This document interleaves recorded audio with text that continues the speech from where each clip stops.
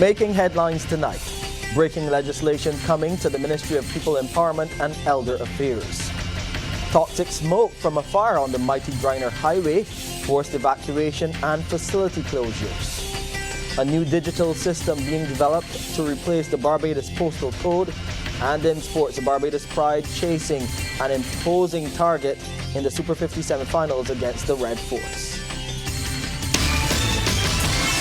Broadcasting from our studios in the Pine St. Michael, this is CBC NewsNight, starting now.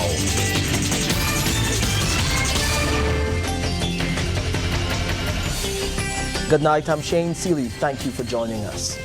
A legislative breakthrough is coming that will improve the lives of thousands of Barbadians. Minister of People Empowerment and Elder Affairs Kirk Humphrey says the rights of persons with disabilities legislation will bring about social transformation as the process, with people empowerment as the outcome.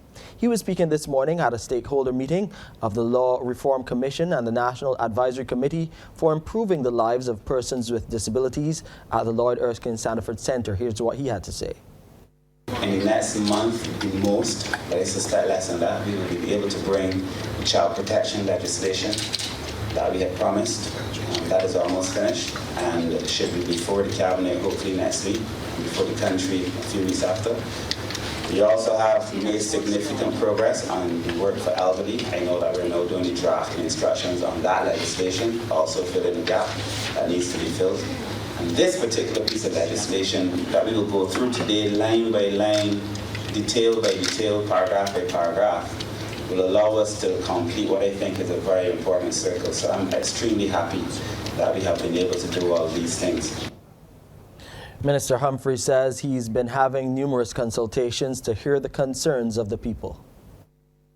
We still struggle with being able to separate our facilities in the government for persons who have disabilities as children from persons who have disabilities as adults.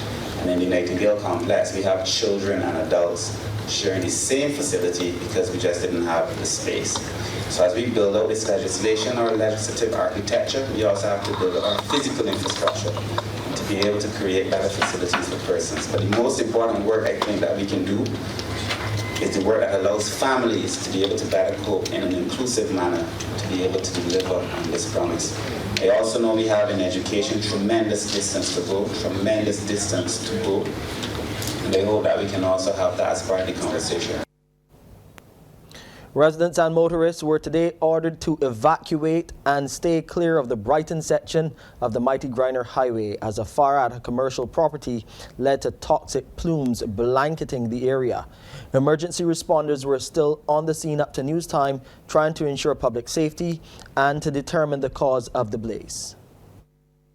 Fire officials have been battling this blaze at this commercial property in Brighton for over 12 hours. What made the situation more dangerous was the contents suspected to be burning inside the affected building. It was serious enough to see evacuation orders issued for residents downwind. Nearby schools and businesses were also closed, and the Mighty Griner Highway cordoned off. Chief Fire Officer Errol Maynard updated CBC News on the scene. The Griner Highway was closed as a precautionary measure. The plume from the smoke was low and traveling across the highway, and we did not want the residents and the travelers to inhale the smoke because there's a possibility of toxic fumes. We asked the residents who were being affected by the smoke to move, but we did not physically have to move anyone from their homes or in the area. Now, Police Senior Superintendent Adrian Brooms, who's in charge of the Bridgetown Division, led the evacuation effort and was incident commander on the scene. Investigations continue into the cause of the blaze. In other news now, the government of Barbados will honor thousands of people for their contributions, working assiduously on the front line and in direct support roles behind the scenes to stem the spread of COVID-19 during the height of the pandemic here in Barbados. Shane Jones was at Parliament Building this morning for the media briefing. Barbados' second Humanitarian Award ceremony will be held this Sunday at Kensington Oval, and another 6,000 people will be honored for their invaluable contribution to the country during a very trying period. Approximately 13,000 guests are expected to attend the prestigious ceremony, including the President and Prime Minister of Barbados. Apart from the presentation of awards, the event will include cultural presentations from local artists, photo ops with dignitaries, and an address from Prime Minister Mia Motley. A commemorative booklet of the ceremony will also be produced, and during the briefing, Minister in the Prime Minister's Office with responsibility for culture, Senator Dr. Chantal Monroe-Knight, outlined the awards that will be presented. We will be conferring a Freedom of Barbados Award on Dr. Carissa Etienne, the Director of the Pan American Health Organization. Dr. Etienne really and truly was significant help to Barbados, was on call for us, provided resources through PAHO, and we want to be able to really honor that effort. We will also as well be conferring a number of humanitarian medals and pins. In particular, we will be seeking to honor the protective forces. We will be honoring a number of persons from the Barbados Defence Force who provided yeoman service in a variety of areas, and we're very happy that we're able to do that on this occasion, as well as the Barbados Police Service, the prison service, and so on.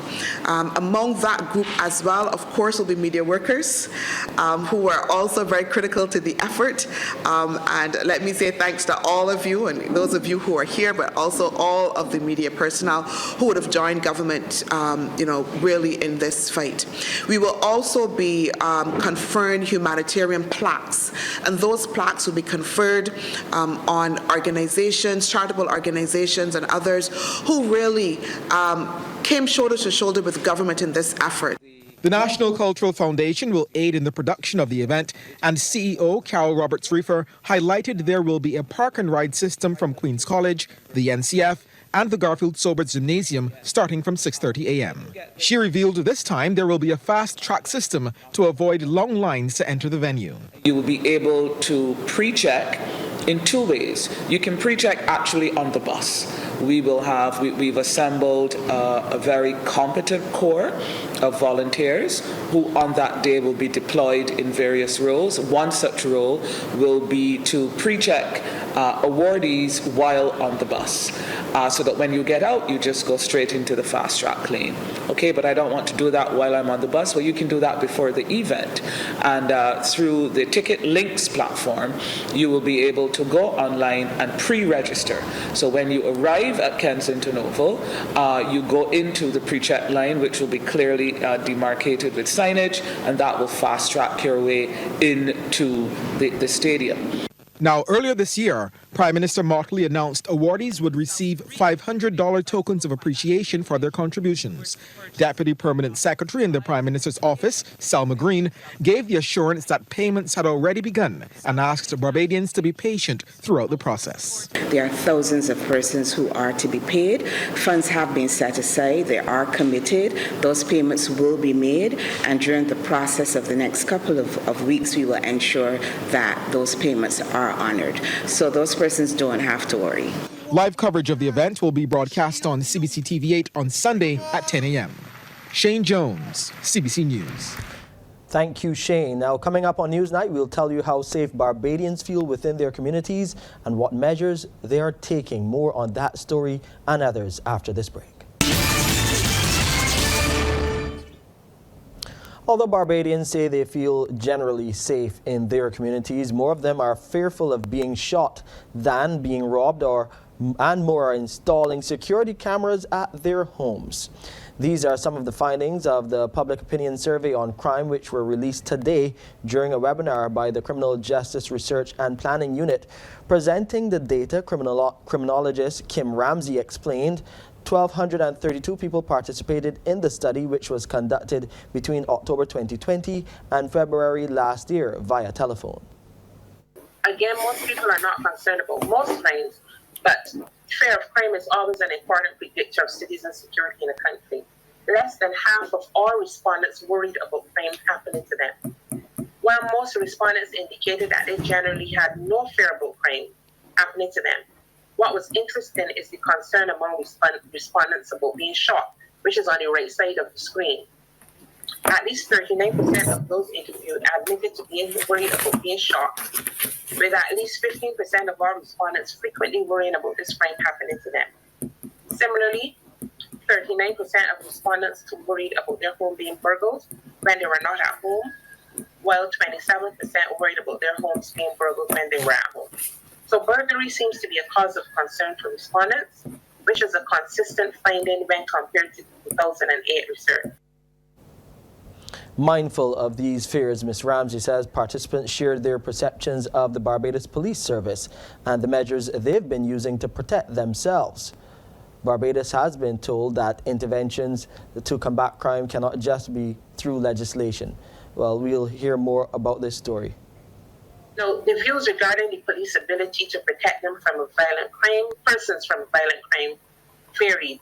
A quarter of those surveyed indicated that they had a lot of confidence in the police's ability to protect them from violent crime. However, most persons had some confidence in the police's ability to protect them, while 16% had very little confidence. 13% did not have any confidence at all in the police able to protect them. But more than half, 55%, stated that they just avoided going certain places they would normally visit to reduce their likelihood of being a victim of crime. Others stated that they installed gates at their property, 40%. It's they informed with burglar bars, 30%. 31% said they kept the dog or installed a security system, 23%. 2% indicated they carried a gun for defense. This finding on the installation of residential security systems as a crime prevention measure has doubled from the 2008 findings and suggests to me that Barbadians are becoming more security conscious. Barbados told tonight the interventions to combating crime cannot just be through legislation. The Minister of Energy and Business Development, Senator Lisa Cummins, says government understands this. She acknowledged brazen attacks and brazen acts of violence exhibited recently can create anxiety among Barbadians. She's standing by the appointment of Corey Lane as the Minister of State in the Office of the Attorney General with responsibility for crime prevention. While leading off debate on the Firearms Amendment Bill, she says such legislation treats to what the state will do after the fact. While on the one hand, the state has to show that it is not just serious, but it is extremely serious about dealing with the things that happen after the fact, the state has to also go into preventative mode. And preventative mode does not involve only the legislation.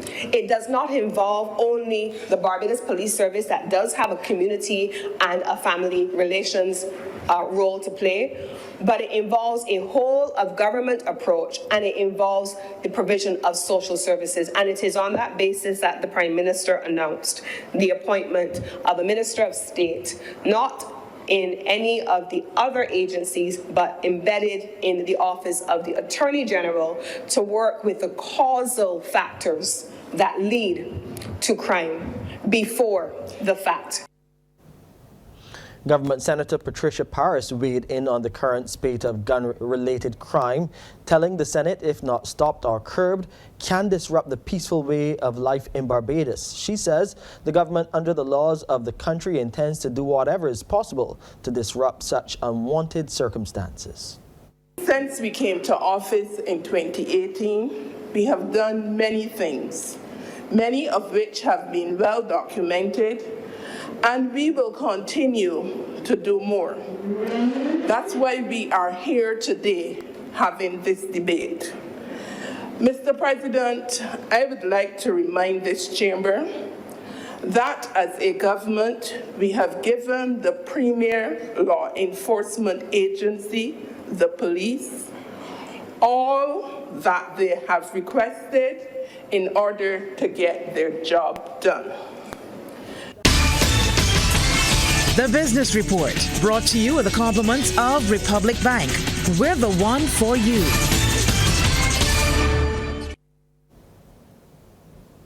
In Business Night, we hear a new system to replace the Barbados postal code is on the horizon. The announcement came from the Minister of Housing, Lands and Maintenance, Dwight Sutherland, as he addressed fifth form students as Barbados observed International Geographic Information Day at the Lloyd Erskine Sandiford Center. Trevor Thorpe reports. Graphic information systems is making the world a digital place, and Minister Sutherland says government is exploring new frontiers and is providing the framework. He says with geographic information systems, there are no boundaries. The department is currently developing the Barbados Building ID, which will be launched in the near future. The Barbados Building ID will be a secure mobile app that will revise the postal code and allow any building to be located by entities such as emergency responders, delivery services, utility agencies, no matter where it is. And the development is not stopping there, and the Digital Data Parcel Fabric app is also on the cards. This will enable us to track land ownership and plot shapes, improve ground accuracy where, when you live next to someone and your landmarks having challenges. This will give you the digital wherewithal to provide the accuracy so there won't be any issues with neighbors on where the boundaries are, if you want my land or I on yours. Thanks to the Lands and Survey Department again. Improving boundary accuracy and allow parcel information to be accessed securely online. Chief Land Surveyor David McCollin, in his address, called for the teaching of geographic information systems and geospatial technologies to be taught in schools. This will ensure this knowledge will no longer remain with few, but rather the vast majority of our citizens. We have seen GIS, an acronym for Geographic Information Systems, and a subset of geospatial technology utilized by the public and private sectors of our island. It has been utilized for infrastructural development in the direction of housing developments, hotels, and schools. In its embryonic stages, GIS was historically utilized in the British cholera outbreak of the 1800s to identify the source of the disease. The students were asked to use the day to explore, imagine, and to chart a course for themselves. Trevor Thorpe for the Business Report. Barbados has honored its commitment to the Caribbean Financial Action Task Force, the CFATF. Word of this came from the Acting Attorney General, Wilfred Abrams, at the launch of the Anti-Money Laundering Authority's Compliance Unit at the Sandals Royal Resort Maxwell Christchurch today. Minister Abrams told those present Barbados had implemented an action plan and gave some background into the unit. The unit's functions include identifying emerging risk and compliance trends on a macro basis, identifying specific entities that may merit increased scrutiny through an inspection or targeted follow-up, and increasing the knowledge of the DNFBP sector. To date, a number of policies and procedures were tailored specifically to the characteristics of the various industries within the DNFBP sector, with priority given to those that pose the greatest risk. This framework that was designed is consistent with those endorsed by international regulatory and standard-setting bodies. Let's get to the second innings in sports now. Amory Burke is here with us again. Let's go to schools now. What's happening there? Well, we talk about schools cross country. The Alien School took the top honors in both the boys and girls competitions when the Power A Dasani BSAC cross country series Northern Zone was completed today at the St. George Secondary School. In the girls division, Alien amassed 122 points with Les Savon in second, and host St. George rounded out the top three. The boys also saw Alien in charge as they totaled 154. St. George was second and Providence in third. From an individual standpoint, the first form girls 2,000-meter event was won by Les Savon's Dominique Headley in a time of 9 minutes 59.77 seconds. The first form boys was won by Aziko Bellamy of St. George Secondary in 8 minutes 20.60 seconds.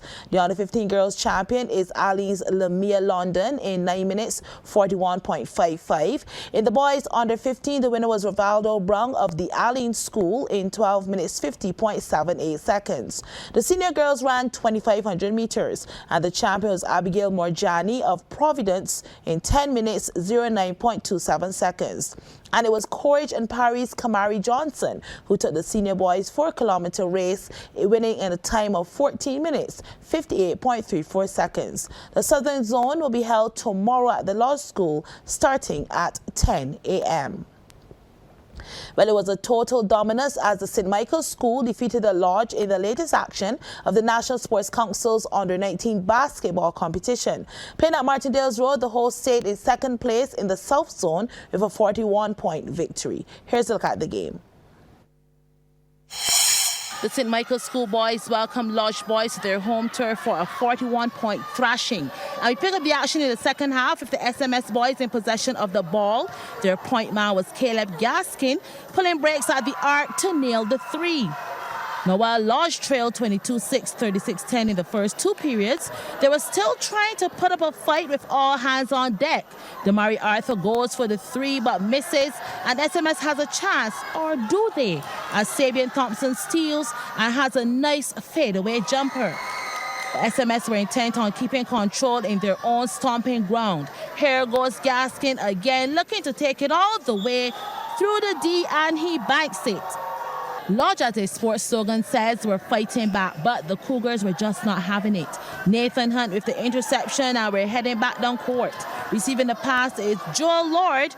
Two more added to make it a 47-10 third quarter score. Into the final 15, and Lord picked up where he left off. This time, the play made all by himself. Lodge immediately responded. Their lead scorer, Thompson, the one who accounts for the basket. Here they go again, but there were too many faults. A good save, though, but Gaskin is right there. So you know what came next? He breaks away and then finished with style, the one-hand dunk. That's two of his game-high 20 points.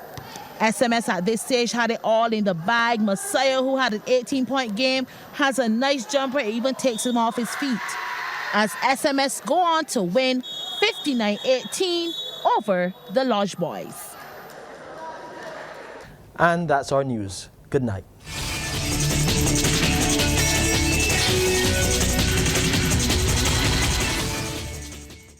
Thanks for visiting us. To get more stories like this one, like and subscribe to our YouTube channel.